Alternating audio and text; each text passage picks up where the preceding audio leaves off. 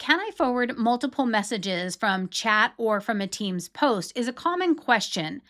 And up until recently, the answer was if you're going to forward something, it's one at a time. Most people used a workaround of taking a screenshot and then just sending an email.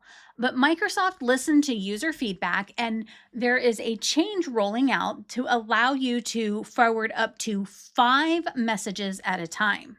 So, to demonstrate, I created a conversation with me and Alex in my fake testing account, and I'm asking him for some help on the Outlook mini course.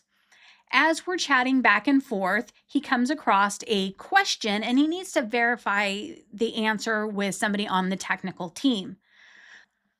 To send the messages to Patty, I'll select the 3 dots next to one of the messages.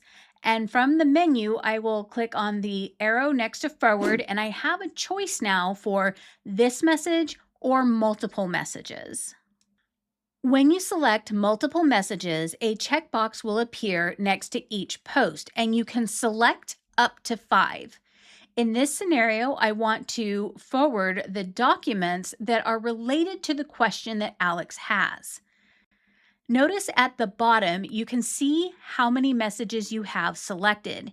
If you try to select more than 5, you'll get a little pop-up box that says that you are at your limit.